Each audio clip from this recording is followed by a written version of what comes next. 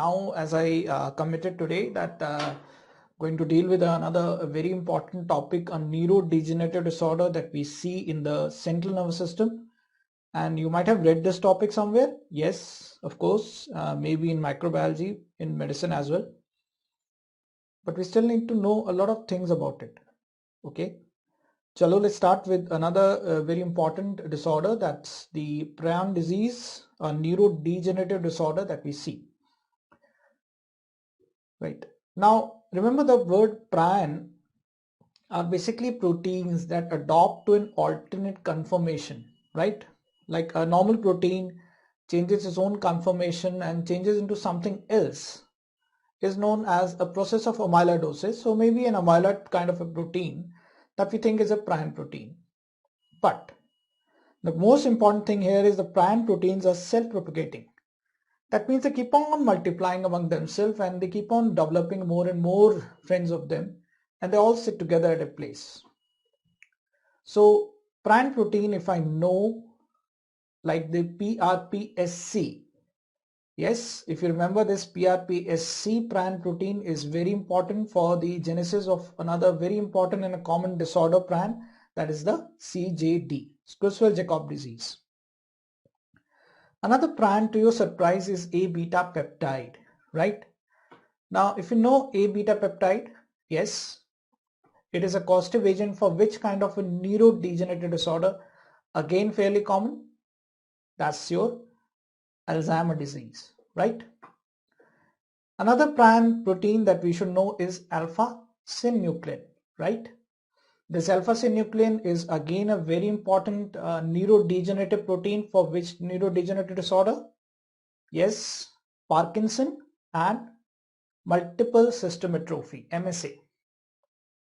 Then we have this, the tau proteins. Tau protein are somewhere sitting in the brain to cause a frontotemporal dementia. I agree, tau protein are again seen in Alzheimer's, but somewhere I want to specify that the tau protein is somewhere related to frontotemporal dementia also, FTD, right? So what do we know about prion?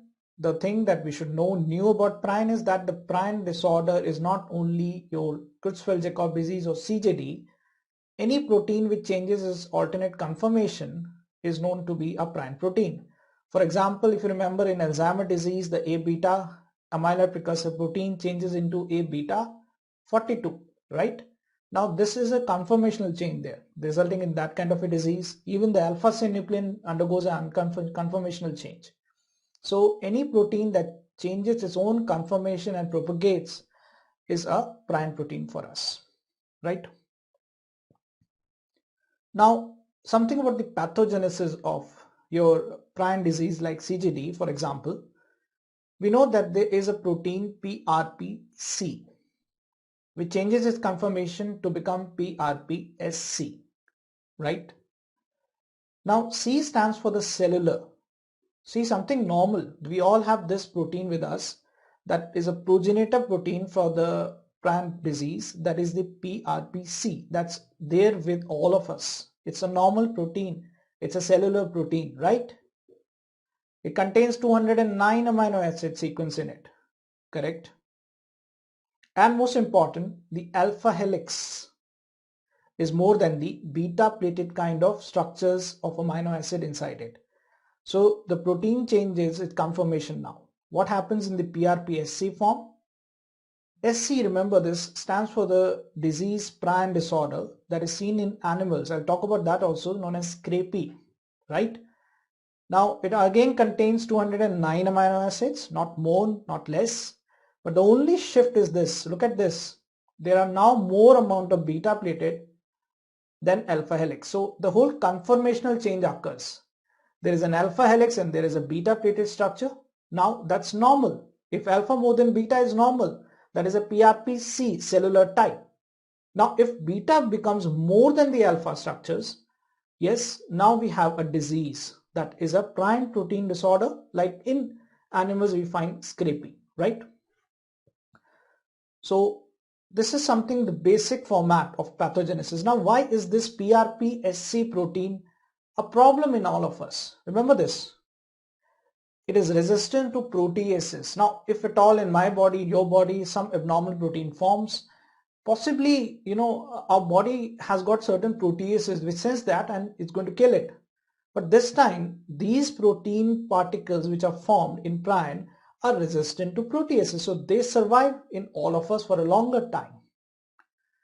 They are infectious. That means they will try to make another protein of its own type. I'll talk about that also. That means the PRPSC form will make other PRPC form as PRPSC. So they're going to invite more and more proteins toward themselves and try to corrupt them in the sense that make them faulty at this point. And of course they're self-propagating, so they keep on multiplying. This time 1 and 1 is not 2, 1 and 1 will become 11 for them, right? So any amyloid protein, possibly you might have heard about having the same kind of a drama. Same is happening with a prion protein. Now what do you see now? The PRPC form, alpha is more than the beta, right? In PRPSC form, beta is more than alpha. So there is a slight kind of a change in the conformation like this. And of course, why is it the disease known as creutzfeldt-jakob disease? Why is it known as CJD? Because there was a German neurologist, Hans Gerner Creutzfeldt, and another one is Mr. Jakob. They reported the disorder first. Just to remember them, we have the name of the disease as creutzfeldt-jakob disease or CJD, right? I'll talk about CJD again, don't worry.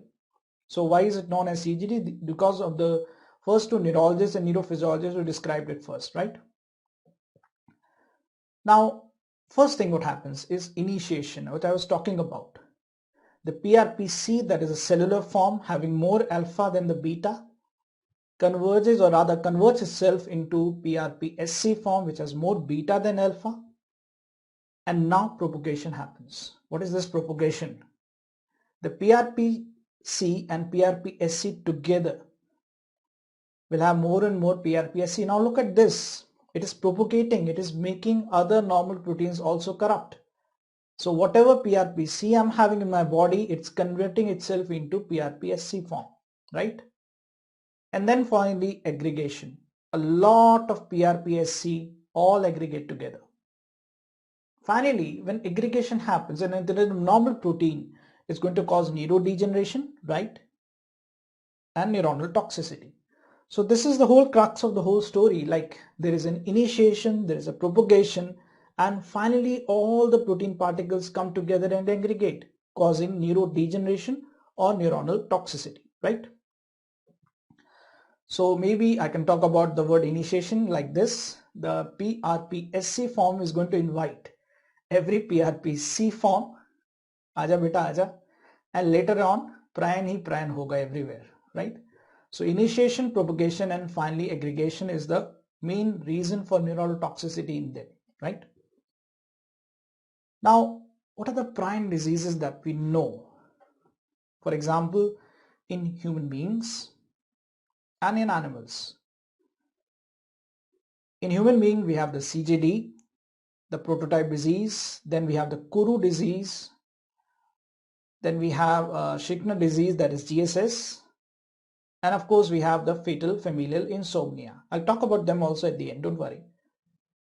While in animals, what are the disorders that are known as prion disorders? Scrapie was seen in sheep and goats. Bovine spongiform encephalopathy, as the word bovine comes from the cattle, yes. And feline spongiform encephalopathy, the word feline comes from the cat. So there may be more than this, but these are the three commonly reported earlier disorders, prion in animals at least, right? And you never know, many of the diseases like viral and all are coming from animals as a mutation kind of a thing, jumping the species. One day you'll have this, yeah. Chinese will eat something and will have a disease. This is a Chinese hot dog. And Indians are worried about this, that your dog is a hot dog and our dog is only a dog. Bad news. Okay. Now look at the disease that's known as creutzfeldt-jakob disease. CJD can be of various types. Like first is the sporadic CJD.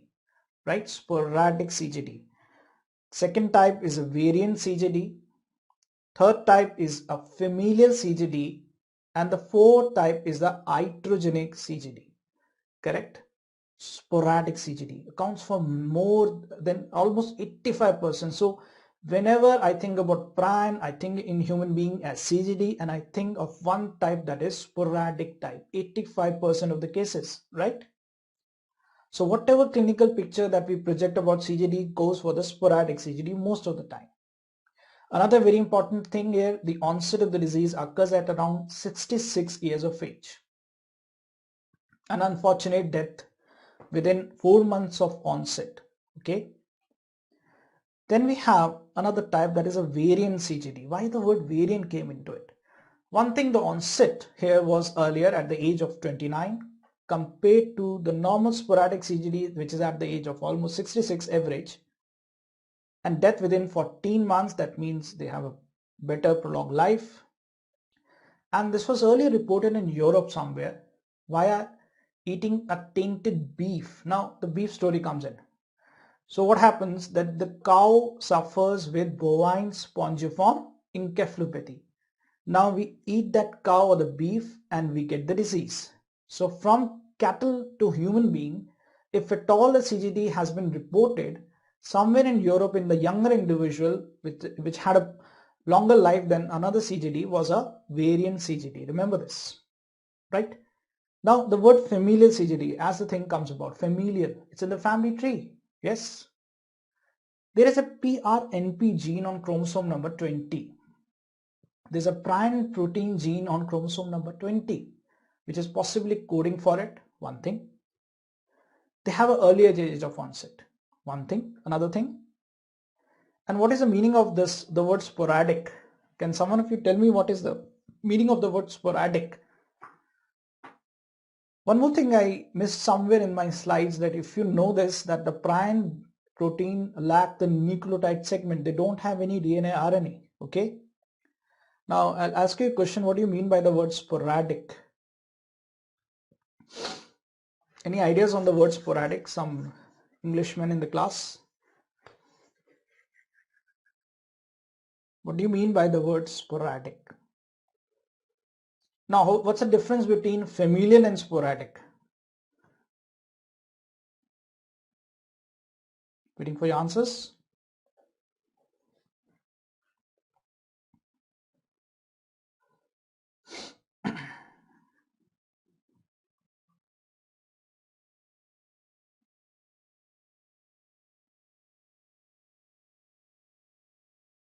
Waiting for your answers. Okay, I think so. There's some lag here, maybe on my end. Right. What do you understand by the word sporadic? Like it happens, yeah, occurring in irregular intervals only in a few places. Okay. Right. That's about the disorder. Not run in the family. Yeah. Not run in the family. Yes, that's very important. That means one generation will have it and the subsequent generation is not going to have it. That is the meaning of the word sporadic. Okay. Like once in a while you think about studying. Okay. When your family members ask you, when will you start studying? You say, I have not decided. Yes, I'll think about it. And when you suddenly study on a Sunday like today, they look at you like this because you study sporadically, irregular. Okay. And that too only in few places, right? Okay. Now, iatrogenic CJD. Iatrogenic CJD is very important. That means it comes to me in form of a treatment via few things like corneal transplant. Yeah, very important. There have been old studies being suggested that they've taken a cornea from a donor and that person died of prion. No one suspected that, and the recipient got the prion. Yes, the corneal transplant, right? Second is a contaminated EEG electrodes. Long back, they used to do intracerebral electrode. They used to put inside the brain tissue. So they got contaminated by a patient of prion, and next patient who got it CJD disease through the contaminated EEG electrode. Dural grafts, yes, we take dural grafts from dead people Now they're synthetic also, but we used to take it from dead people earlier, and we never knew the person from whom we are taking the dura mater is suffering from prion, and we ended up a person who was a recipient for this dural graft with a Prion disease. So there was a transmission reported through the dural graft also. Human growth hormone therapy. There have been a few cases being reported in Western countries about the human growth hormone therapy. If you go to growth hormone therapy that is derived from the human being, yes, now they again can transmit the disease. Then a pituitary gonadotrophin therapy. There have been some studies suggesting that also, right? So most important, remember the corneal transplant. I always ask you in the class that if at all you are doing a corneal transplant, in the donor, you need to screen out, one is the prion or CJD, and one more disease, which is 100% fatal. Yeah, none other than rabies. So the screening of rabies and prion is a routine thing when you do a corneal transplant. Was the person, the donor, suffering with these two disorders or not? Now, whenever I think about corneal transplant, something in Bollywood that comes to my mind is Andhadhun. Yeah, perfect movie to explain the corneal transplant, maybe. And maybe after watching Andhadhun, I wanted to pay him more. Yes, for achhi acting, not overacting. Right. Now, clinical features, very important. What are the clinical features of CJD or prion? It's a triad.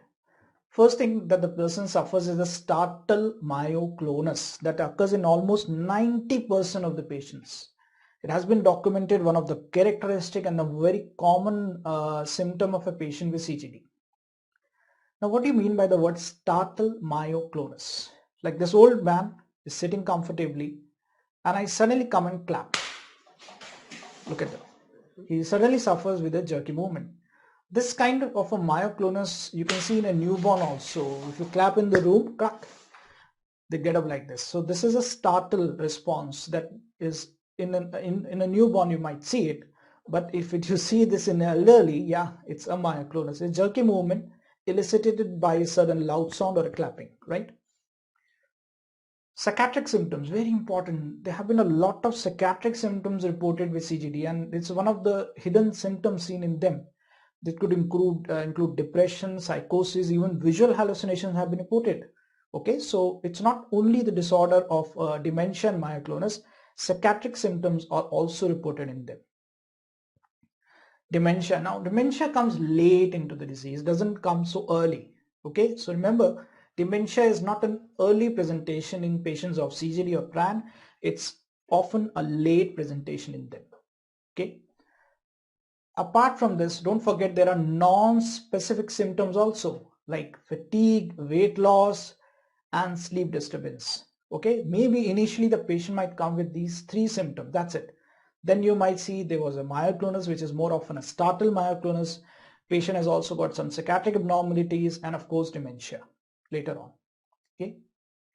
Now, cerebellar symptoms, yes, this has been reported in them.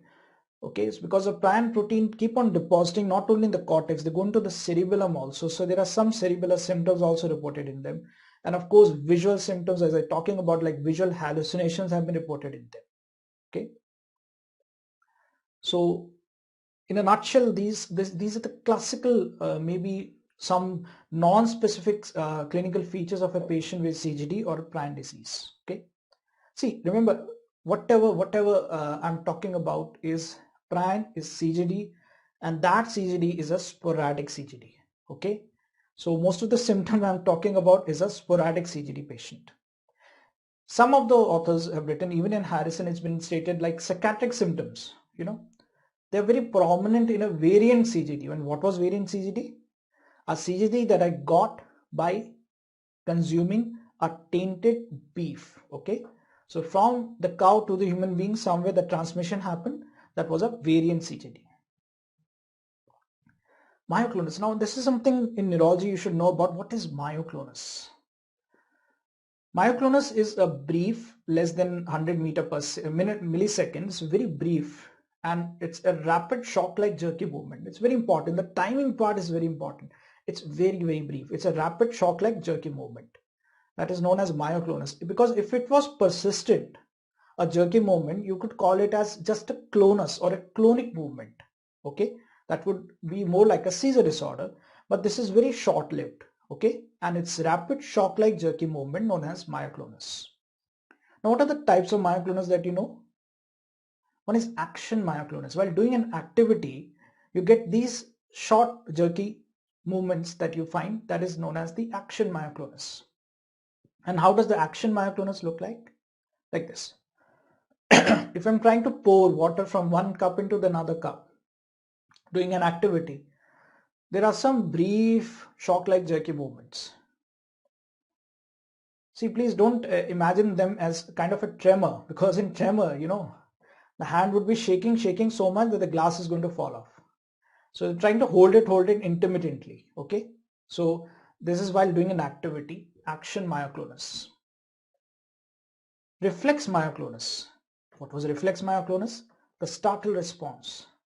Well, I touch the patient even, you know, and they get up like this. Like you walk into a dark room and suddenly you have watched this Bhanumati or some vague kind of a horror movie recently. And now you go into that dark room and you find someone standing next to you. You get like this. This is a startle response, a reflex response, okay? That can happen on a sound, on a touch even. So that thing like a startle myoclonus I was talking about is also known as the reflex myoclonus. The word reflex comes from a stimulus like a sound or maybe a simple touch. Just imagine like in internship you're so sleepy and you want to sleep, and you go into the duty room and close your eyes, and your first year PG comes and sees you sleeping, and now he's angry because saas bhi kabhi bahu thi, and that PG will try to wake you up and ask you, are you sleeping? So you'll always, when the PG touches you, you'll get up like, no sir, I'm not sleeping sir, I was working now in sleep also sir. So that kind of a physiological, maybe a kind of a thing is startle or a reflex myoclonus. Negative myoclonus, this is something important, interesting, is known as hysterexis. If you know what is hysterexis, it's a flapping tremor. So we tell the patient to hold a hand like this, and he cannot do this. It keeps on dropping down like the wings of the bird, flapping tremors, hysterexis. Now why is it negative? Because in any myoclonus, there was a jerky movement. Whenever I have a shock-like jerky movement, the tone of the muscles are going to increase. But here now, I'm holding the hand like this, for example. I'm trying to increase the tone by holding it like this. And suddenly when the hand drops down, the tone decreases. So there is a sudden decrease in the tone of the muscle. That's why the word negative comes into the picture. So there's a term known as negative also. There is a sudden decrease in the tone of a muscle group which is being contracted. That's known as negative myoclonus or hysterexis, right? And another, as I was talking about, something which is hypnagogic. Whenever you think about the word hypnagogic, what comes into your mind? Something related to sleep. Yes. And you are sleeping and you dream something like this. This is a typical hypnagogic. At the initiation of sleep, maybe a sleep which is not very deep, and you see something very bad, you will get up like this. So this is a typical hypnagogic kind of a myoclonus, which occurs more typically at the onset of the sleep, right? So myoclonus is action, it's reflex, it's a negative hysterexis and a hypnagogic kind of a myoclonus. Remember them, right? Yeah, negative myoclonus is seen in encephalopathy, hepatic hysterexis, flapping tremor, hepatic, uremic, or respiratory encephalopathy or CO2 narcosis. Okay, so when I'm talking about CJD or Prion disease or a sporadic CJD, what kind of myoclonus should I talk about? Should I talk about the hypnagogic? Should I talk about hysterexis, negative myoclonus? Should I talk about action or a reflex myoclonus? I should always talk about the word reflex myoclonus. That occurs due to a sudden response like a sound or a touch. Okay, right. Now brain biopsy, very important. What do you find pathologically in brain biopsy of patients with Prion disease or CJD? First of all, remember this gross examination. Most of the books, even Harrison, Robbins, I've read it on this topic, they always write it's normal. There's not much of a thing in the brain on a gross specimen examination do we find in them. while microscopic examination are showing some very specific findings, like there is lack of inflammatory response, very important. There's no infiltration by any kind of a leukocytes or any other inflammatory cell in the brain parenchyma at all. So there is a total lack of inflammatory response, one thing. Second, in the patient we get a spongiform degeneration. Why the word spongiform degeneration came into the picture? Because of the microscopic vacuoles. You know what happens?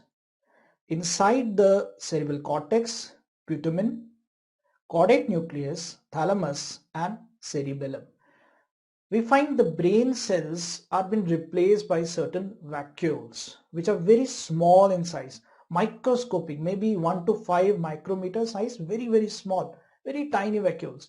And now these vacuoles will fill up into the brain parenchyma and make it look like a sponge.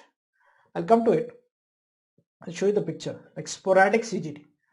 The prototype CJD which we are talking about from the beginning itself is showing these white changes. You know, these are vacuoles. Now this is I've taken from Robbins again. You know, typical picture they've shown, like this is a vacuole inside the brain parenchyma, shifting every other part of the brain peripherally, and vacuole is occupying the whole brain structure, right? So whenever you know what is sponge? What is a sponge? Like it's not a solid kind of a thing. There's some gaps in between. So these kind of gaps, like vacuoles, are created inside the brain parenchyma, and brain becomes like a sponge for me. Okay, from where we get the whole story, like the spongiform degeneration. Just a reference here from pathology. So these are the vacuoles. Variant CJD now. Variant CJD, you know what it will show? It will show a flower appearance like this. There will be a prion protein, that is the pathogenic protein here in between, and surrounding it, like these petals, you know, will be the vacuoles. So now vacuoles, a lot of vacuoles try to surround a prion protein in between. Okay, so what it is looking like? A floret plaque. Why the word floret came in? Because it looks like a flower and it's a plaque. So that neurodegenerative material is sitting in between, okay, and around it the vacuoles are spread like this, like the petals around in a flower. So that is known as a floret plaque. And this has been a recent MCQ in pathology, I believe, that floret plaque in the brain is seen in which of the type of CJD? It's seen in the variant CJD, right? Now remember this, there are multiple vacuoles also. In Robbins they write, like in the brain there are multiple vacuoles, you know, these vacuoles keep on, there are a lot of vacuoles inside the brain, and the brain looks like a sponge. And this whole drama is known as the status spongiosus.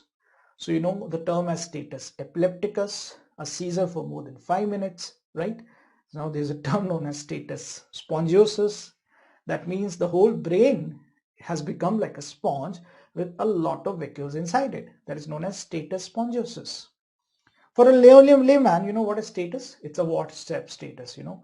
So you update something on the WhatsApp, and there's always someone to look at your WhatsApp profile and comment later on. Okay, right. Now, what are the investigations that we offer in a patient with CJD or Prion disease? First of all, remember this. Brain biopsy is only used when MRI is inconclusive. Right, this is a very important statement. Remember this, brain biopsy most of the time is done post-mortem. It's like a Shraddhanjali we want to give to the patient. So it's not an ideal investigation to start with. Okay, it's not the ideal investigation to actually start with. Okay, so it's only done when the MRI is inconclusive. CSF is usually normal in them. Remember this, while there is some elevated stress protein seen in them, like 14-3 and 3, just remember this protein, which is a stress protein which might rise in the CSF of a patient with Prion or CJD, but it is non-specific. So we don't rely on lumbar puncture or CSF analysis in diagnosing such patients. And EEG. EEG shows repetitive high voltage triphasic spikes. Okay, so repetitive high voltage triphasic spikes are seen in EEG of such patients. And whenever an EEG image comes in the exam, Yeah. You develop pure word blindness or alexia. Okay, you just keep on looking at this. Okay, so you just keep on looking at the EEG image and see, hey, what is this? Now spikes, what are spikes? People do ask me what are spikes on the EEG. There are monophasic spike, like there's some elevation up in one phase, either positive or negative on the EEG, is known as monophasic. If the spike goes up and comes down, it goes up and comes down, is known as the biphasic spikes. If it goes up, comes down and again goes up, triphasic spikes. Look at you now, you're growing intelligent. Monophasic, biphasic, triphasic. Okay, so these are the three kinds of spike arrangement on the EEG coming in the exam. And there is some great student in the batch who is writing, is Prion important for NEET? Isn't it taken in the regular class? Very good, congratulations.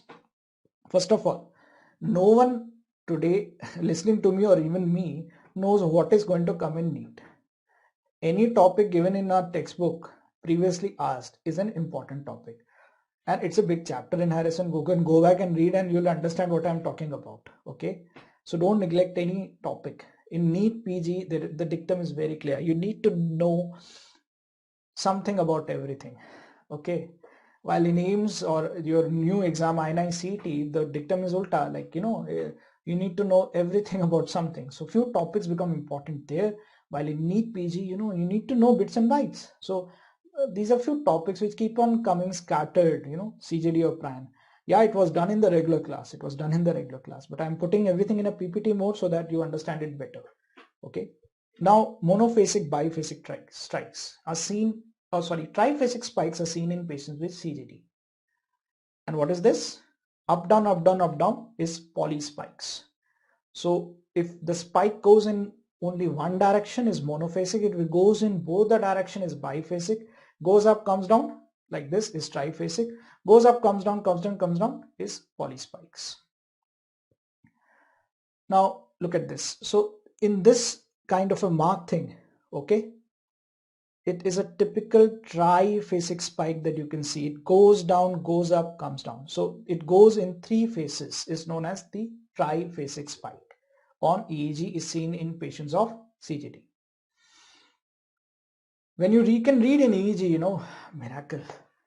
मैं वो बहुत खुश हुआ. You feel very happy. अरे बाप रे, ये तो आता है मुझे. But I'll tell you one thing.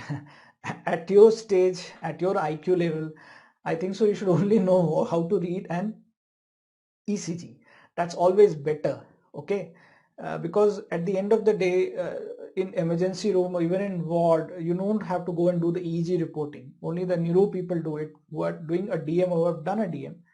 At the MBBS level, if you're doing even a post-graduation in medicine, you're supposed to know ECG. That's more important. And I've seen interns holding ECG in their hand. Oh my God. They're holding as if they're holding a snake in their hand. And VPC. Okay. Now MRI findings, remember them, MRI findings. Cortical ribboning is seen in them. I know Dr. Sumer teaches this topic excellently and we'll talk about in radio also. So these are cortical ribbonings which are seen inside the brain. Okay, what is this cortical ribboning? It is nothing but the hyperintensity in the cortex which resembles like a ribbon. Okay, so like a ribbon, you can see these white changes. These are hyperintensities in the cortex seen in them, right? Apart from this, Pulvinar sign, very, very important sign, Pulvinar sign. That is a hyperintensity seen in the posterior pulvinar thalamus. So the spongy part of the thalamus, that is the posterior part, is also known as the pulvinar. In that area, there are hyperintensity seen, is known as a Pulvinar sign. Okay. So this is something that we find in patients of which kind of CJD. This is another radiology question. Like cortical ribboning is for any kind of a CJD, you might see there. But Pulvinar sign is seen in which CJD? In variant CJD. The CJD that we got from consuming the tainted beef. Somewhere in Europe there was a pandemic, an epidemic kind of a thing spreading only endemic in that zone. Okay. So in those patients with variant CJD, we have a Pulvinus sign, right? Hockey stick sign, another one, hockey stick sign. What is this hockey stick sign? This time we find hyperintensity in the dorsomedial thalamus. Okay, so dorsomedial part of the thalamus, we find some hyperintensities over there. So it resembles like a hockey stick, right? So it's looking like a hockey stick to me. This is a typical hyperintensity in the dorsomedial thalamus, right? Now, hockey is our national game. But looking at the recent test match, India versus Australia, this was the scoreboard. भाई शुरू होते खत्म हो गया. We ended up on 36 run. Gully cricket चल रहा है क्या? We've scored more in gully cricket than this. Suddenly I realized that day that after all our national game is hockey. So we should be happy with our hockey, not our Indian cricket team, because most of the players of the Indian cricket team are on paternity leave, I believe. Okay, right. Now, hockey stick sign again is something more often seen in a variant CJD. Some of the books do write that thing. Now, another thing, how do you decontaminate a CJD Prion? This is very important, like decontamination. For example, a patient was a case of suspected Prion and you happen to operate upon that, and you want to take another patient into the OT, and all that equipments around you need to sterilize, in a sense that the Prion protein, if you have got it from the previous patient, should be totally killed or decontaminated, right? Autoclaving at 134 degrees Celsius for at least 5 hours time. Remember this. Second is 2 normal sodium hydroxide for several hours. These are the 2 methods listed in all the microbiology books and even your Harrison, how to decontaminate a CJD Prion. Okay, there is no effective therapy. Remember this, there is no treatment. I'm not talking about any drug at all, because all those drugs are more like a placebo or maybe a failed kind of a thing. So if I tell you 10 drugs, you'll remember, and suddenly one fellow will come and tell me, sir, that was drug given in my pharma book as a good drug for treating CJD or Prion. Koi fayda nahi. So it is not going to work. So all the trials for treatment of CJD or Prion have failed. Okay. Okay, Dr. Srinath is also there. Good. So there is no effective therapy and we are so sad about it, right? And death within 9 months of onset. Okay, some kind of a pregnancy kind of a thing happening. I don't know why. Most of the patients succumb within 6 to 12 months of onset. So we take the average as 9 months of onset. Okay. So it's a fatal disorder at the end of the day because we don't have any effective therapy. Okay, but prevention is better than cure. Like decontamination is very important here. Differential diagnosis, differential diagnosis, think about Prion. One disease which Harrison lists is one of the very common disorder which somewhere mimics Prion very often is dementia of Lewy body. Yeah, DLB. What is dementia of Lewy body? They have extrapyramidal features like Parkinson. They have also got myoclonus and delirium. Look at them. So that patient who came to me with a memory loss, dementia, had a myoclonus, I should not think only about Prion, I should think about DLB also. But remember this, dementia of Lewy body is going to have more predominant Parkinson kind of a symptom, more predominant kind of a visual hallucination. And of course, if I get an MRI done of DLB patient, would I see cortical ribbing? Would I see a Pulvinus sign, hockey stick sign? No. So somewhere an MRI will be enough to rule out or think about CJD or it's a case of DLB, right? Another is Alzheimer. Alzheimer is a neurodegenerative disorder. It will come with dementia. Yes, it might have some kind of a psychiatric component like depression also with it. Maybe in a later neurodegenerative stage, it might also come with myoclonus. But again, in Alzheimer, MRI is going to tell me a lot of story, a cortical good atrophy, and a lot of other changes of Alzheimer disease you could see. Then we have another disorder which can mimic or CJD or Prion is Hashimoto encephalopathy. It's a subacute progressive encephalopathy with a myoclonus. And whenever the word Hashimoto comes in, what comes into your mind? A hypothyroid kind of a picture, right? Remember, in the EEG also, in them, we might see a periodic triphasic complexes. So this can be a kind of a confusion in our mind. Is it a case of Hashimoto encephalopathy or not? But look at the patient now. Hashimoto hypothyroid disorder will have a hypothyroid lab report. So maybe the lab investigations will take me towards it, right?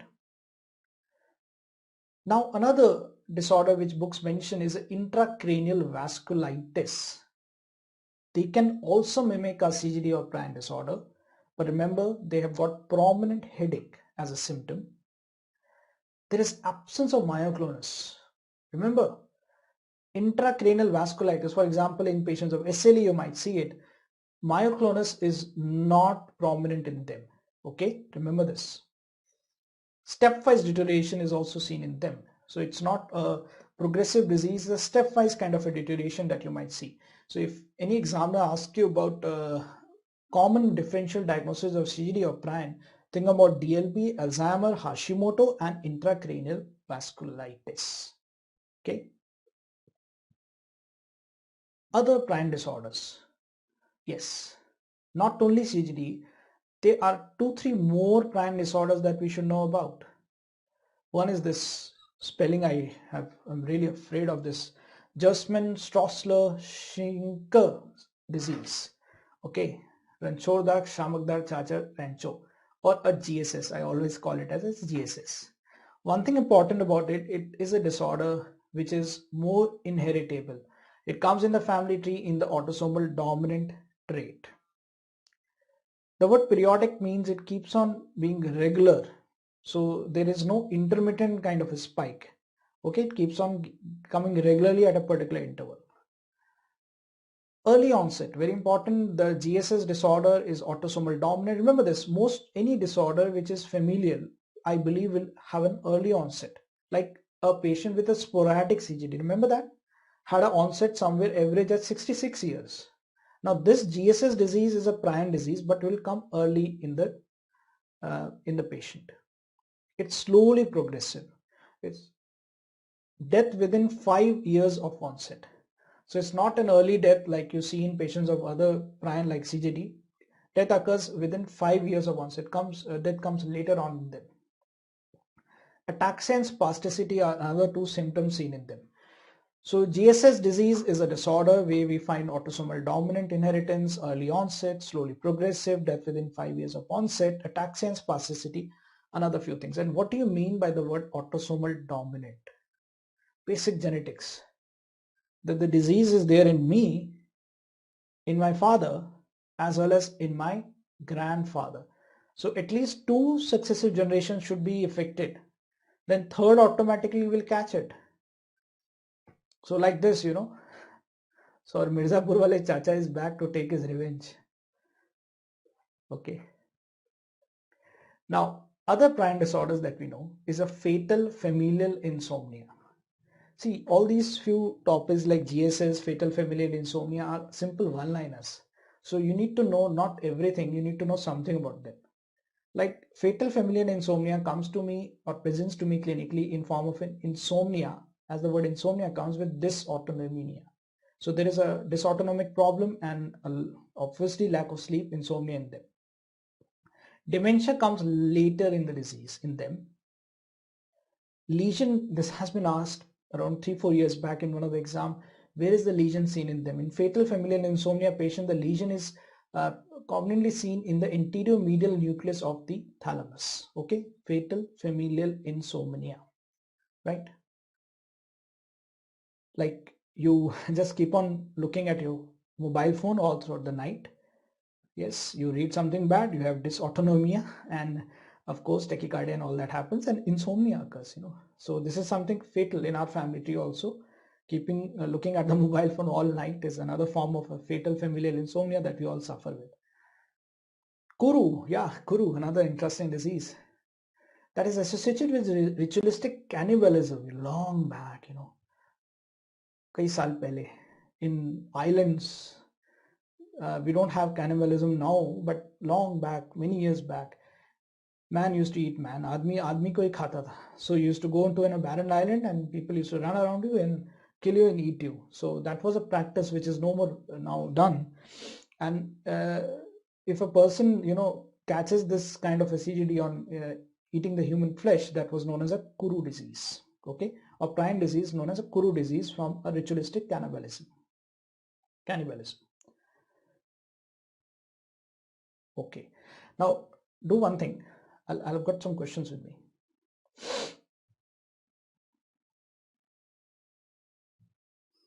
Which of the following disease is caused by a prion protein?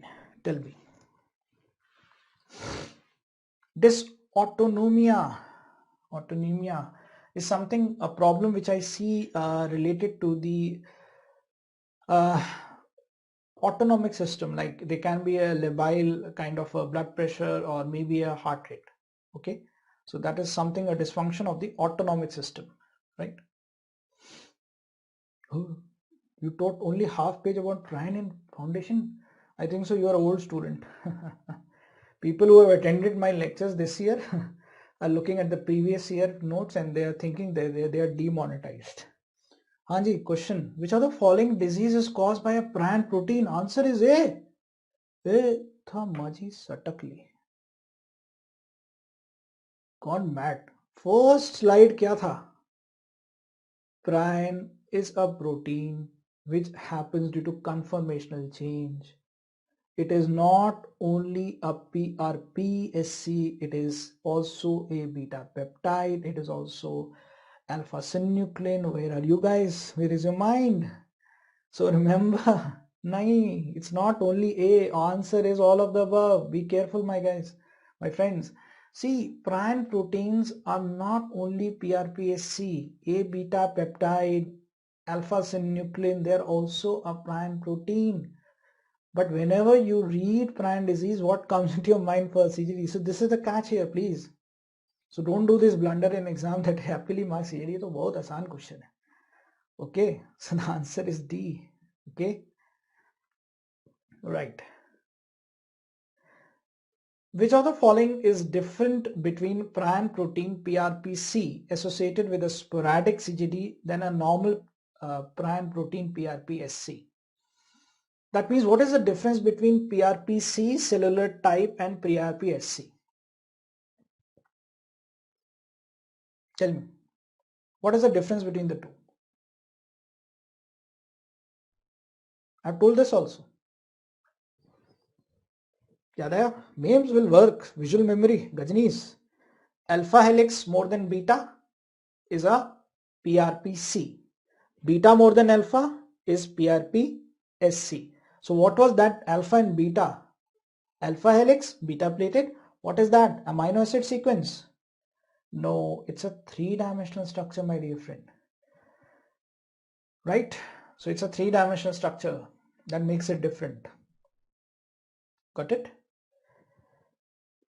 Which of the following is incorrect about the patient with CJD? What is incorrect about CJD? Death occurs within 9 months of onset. Is it true or false? That's true. Occurs most commonly between 50 to 75 years of age. If I take that 65, 66 for the variant, the sporadic type, that's okay, fine. It is a most common prion disorder in humans. Okay. It occurs due to accumulation of PRPC protein. Tell me, CJD occurs due to accumulation of PRPC or PRPSC?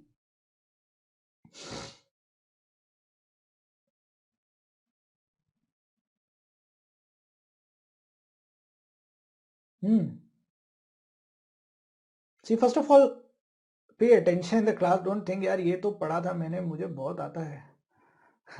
कितना आता है? Results will tell. Okay.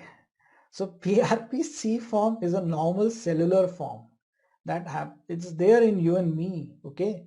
So this is not the correct answer. It's not incorrect. It just means it's incorrect. It occurs due to accumulation of which form? PRPSC form, not the PRPC. Right? So people who have attended classroom teaching from us are thinking, yeah, bas ho gaya. That is the end of the story. I'll never study again. How dare the teacher teach me extra now? Arey Baba, anything can come in exam. If I teach you extra, it's good for you, है ना? So please be vigilant and be attentive in the classroom. Every topic that we try to teach is something which is going to come in the exam in a different way. So you need to be prepared for that. Anji, most common form of prion disease in human being is what? Sporadic, familial, variant or iatrogenic? Yes, sporadic. 85% sporadic. What is sporadic? That happens once in a while, like you study sporadically. Yes.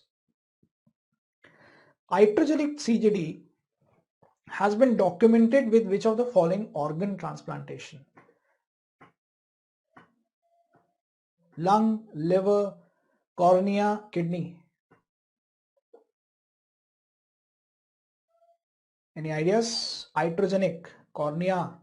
See, the whole concept is this, that not every organ transplant was associated with iatrogenic CJD. It was more often a corneal transplant which has been documented with it. By ingestion of a tainted beef, which of the following type of CJD is likely to occur? Iatrogenic? No.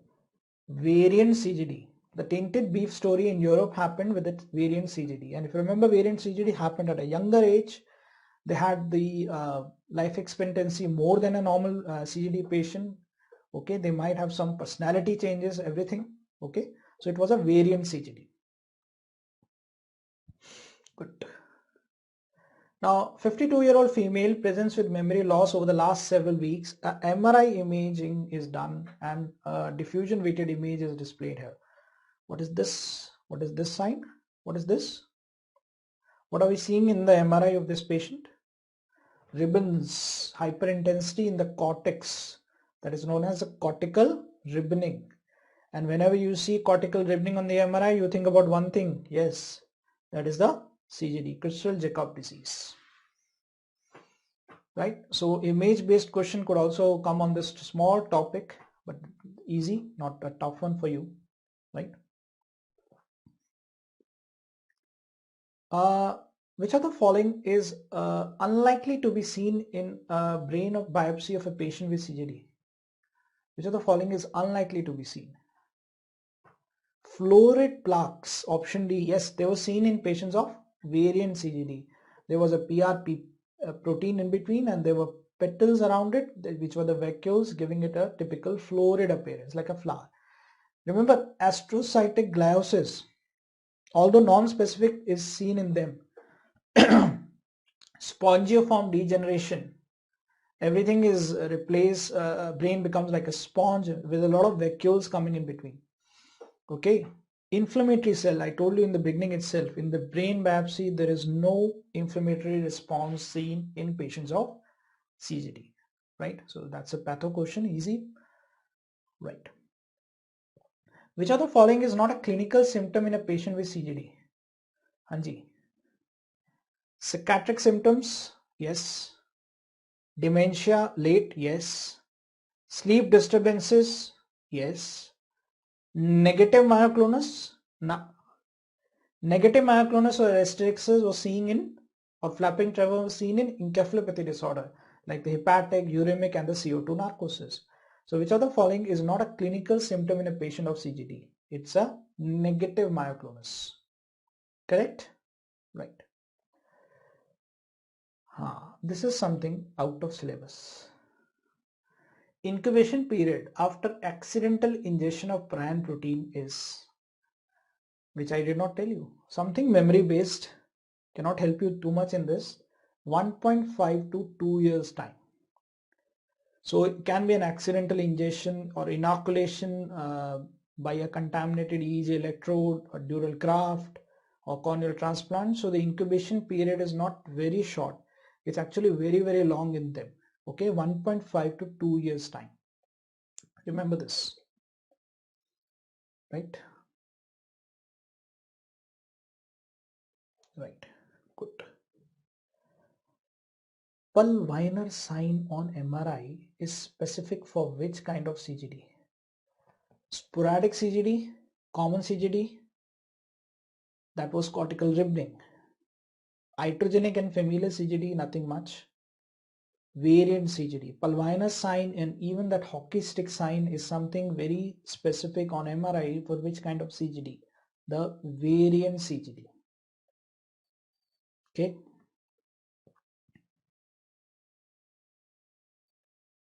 Which of the following is incorrect about the investigation for a patient with CJD?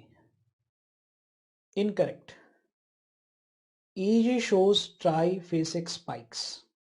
Right. CSF is usually normal is also correct. Cortical ribbing is seen on the MRI is also correct. Brain biopsy is mandatory for diagnosis. No. Most of the time we do an MRI. If the MRI is inconclusive, then you go for a brain biopsy, but most of the patients have been diagnosed on an MRI. It has a good sensitivity and specificity profile. So brain biopsy is not mandatory for diagnosis. Okay. You can just do away with the non-invasive MRI also. Another memory-based question. Which of the following is recommended method for decontamination of a prion protein? I saw this in microbiology somewhere. Tell me. Autoclaving at 100 degree for 1 hour. Treatment with hydrochloric acid for 1 hour. Treatment with ethanol. Oh, good treatment. I like this treatment, ethanol. And autoclaving at 134 degrees Celsius for 5 hours. Remember, this is something memory based. I really cannot help you in this. These are few facts you need to remember. It's autoclaving at 134 degrees Celsius for 5 hours. Right? Okay. Dysautonomia. Anji. Dysfunction of the autonomic symptom is a prominent symptom in which of the following Prion disease? Tell me. You saw the mobile phone, could not sleep because there was something that you read, increase your heart rate. Fatal. Familial insomnia. Family is also not sleeping in the family WhatsApp group. Every morning you see a good morning message, coming in. What is good about this morning? Okay. Which of the following prion is predominantly inherited via the autosomal dominant mode? I'm very clever in this. Kuru came through the ritualistic cannibalism. Fatal familial insomnia, not a very inherited kind of a thing. Yeah, it's familial, but not that predominantly autosomal dominant. Sporadic is something only in one generation. Yeah, Gerstmann-Straussler-Schnickler, GSS disease. This is something which is predominantly autosomal dominant mode. Okay, so I'll keep option A as the best answer. Best answer, right? Good. Now comes another clinical question. 50-year-old woman began having double vision and diplopia. She is also suffering with depression. She's also suffering with depression. Okay. She's having double vision and diplopia. She's got unsteadiness of gait. Her whole body appears to jump in presence of a loud noise. MRI shows basal ganglia hyperintensity. CSF is unremarkable. What are you thinking about? First of all, look at this clue. Her whole body appears to jump in presence of a loud noise. Startle myoclonus or a reflex myoclonus. Okay. She has got some psychiatric problem like depression. She has got cerebellar symptom like unsteadiness of gait. Even visual symptom like diplopia, double vision. Everything can happen in a mixture in them. CSF is unremarkable. That means CSF is normal. What do you think about Alzheimer? Does Alzheimer come to you with a myoclonic kind of a startle jerk? No. Huntington chorea. We'll discuss one day about that also in classroom. That is a movement disorder. That is a dance-like movement, not a startle response like this. Temporal lobe epilepsy, option D, if you look at, is something that is more often associated with a focal dyscognitive or a focal seizure with impaired awareness. What are we left with? CJD. Why the answer is CJD? Because I'm discussing the topic of CJD. But if at all, think about it. This question comes in exam. How are you going to solve it? Remember this, there are always keywords which will take you towards a diagnosis. First of all, in any clinical question, I keep on telling in the classroom also, you should know what is the answer, why it is the answer, and why not the other people. Okay, why not Alzheimer? Alzheimer is predominantly memory loss, so nothing about memory loss is given. Huntington chorea is more of a dance-like choreoid movement. That's not given in the question. temporal lobe epilepsy will have a seizure disorder as a presentation. Again, that's not in the question. We are left with only CJD by ruling out everything. Okay, as dementia in CJD comes quite late in the disease, not so early. Right.